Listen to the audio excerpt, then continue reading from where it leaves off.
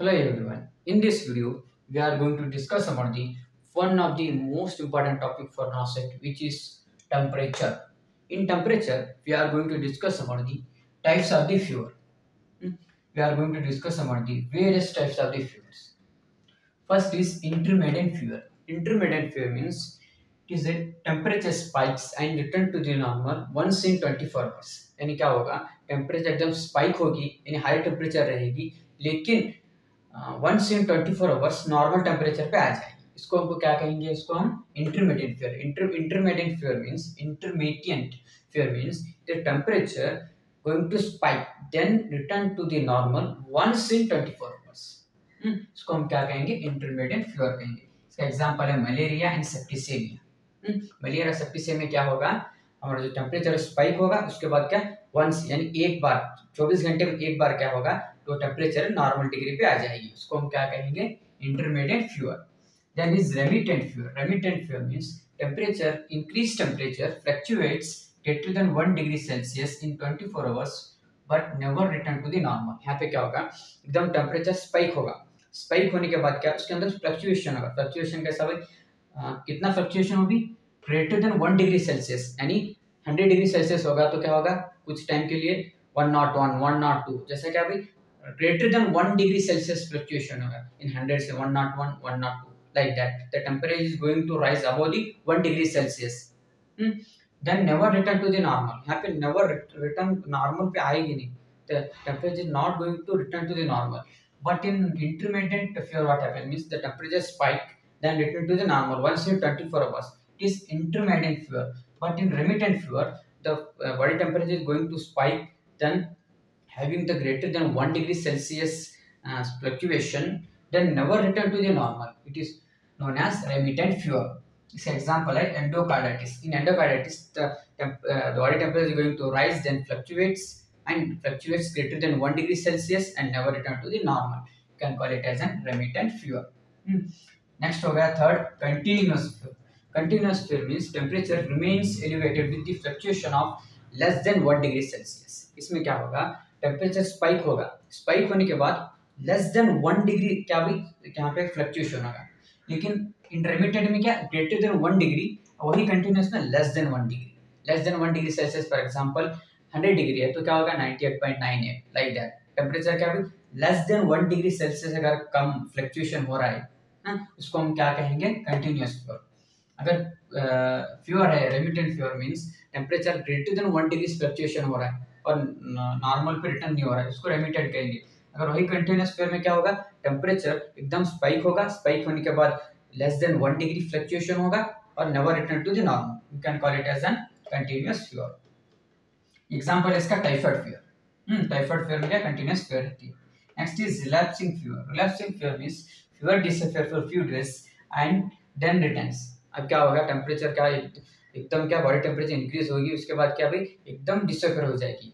Disappear होके क्या कुछ days and week after days and week return the temperature is going to rise. यानी fever रहेगी, रहने के बाद फ्यू डेज के लिए फ्यू वीक्स के लिए डिसअपियर हो जाएगी, फ्यू वीक्स के बाद फिर रिटर्न आ जाएगी.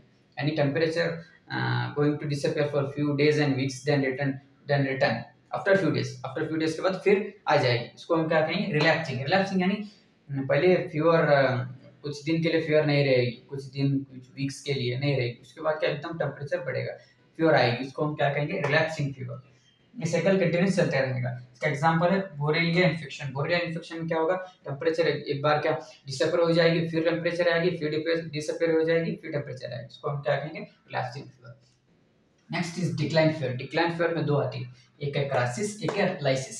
सबसे पहले देखेंगे crisis. Crisis means temperature sudden return to the normal from high temperature, high degree. एकदम हाई डिग्री से एकदम सडनली नॉर्मल पे आ जाएगी, एकदम 100 डिग्री से 97 डिग्री सेल्सियस पे एकदम सडनली आ जाएगी. उसको हम क्या कहेंगे, क्राइसिस कहेंगे. क्राइसिस में टू टाइप है, एक है ट्रू क्राइसिस, एक है false crisis. True crisis means patient condition improve. जैसे ही एकदम हाई डिग्री से लो डिग्री पे आ जाएगी, टेम्परेचर नॉर्मल पे आ जाएगी तो क्या पेशेंट की कंडीशन के साथ इंप्रूव हो गया, यानी पेशेंट क्या रिकवरी स्टेज पर चला जाएगा. लेकिन फॉल्स क्राइसिस में क्या होगा, टेम्परेचर एकदम हाई से लो आ जाएगी, यानी एकदम हाई डिग्री सेल्सियस से लो जो यानी नॉर्मल डिग्री सेल्सियस पे आ जाएगी, लेकिन पेशेंट की कंडीशन इंप्रूव नहीं होगी. उसका एग्जांपल है बैक्टीरियल एंडोकार्डाइटिस में क्या फॉल्स क्राइसिस रहेगा, यानी उस कंडीशन में इंप्रूवमेंट नहीं होगी, इसको हम क्या कहेंगे ट्रू क्राइसिस फॉल्स क्राइसिस। ये हो गया क्राइसिस के बारे में।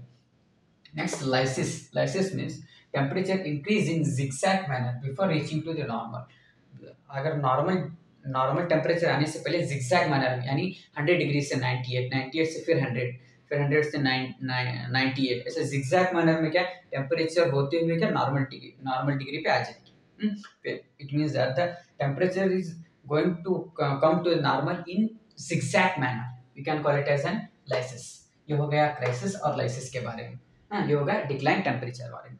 नेक्स्ट है inverse fair. Inverse fair normally देखो, नॉर्मल ह्यूमन फिजियोलॉजी में क्या होता है, जैसे मॉर्निंग होता है, मॉर्निंग में बॉडी टेम्परेचर कम रहती है, जैसे ही इवनिंग होने लगती है तो बॉडी टेम्परेचर इंक्रीज होती है। In the morning the body temperature is low, as come to the evening the body temperature is going to rise. It is a normal physiological function of the body, but in inverse fear what happens means the morning body temperature is going to rise, यानी morning में ज्यादा रहती है और evening में कम रहती है, इसको हम क्या कहेंगे इनवर्स फेयर कहेंगे। Next is rigor. Rigor means sudden feeling cold, shivering and increase body temperature and then sweating.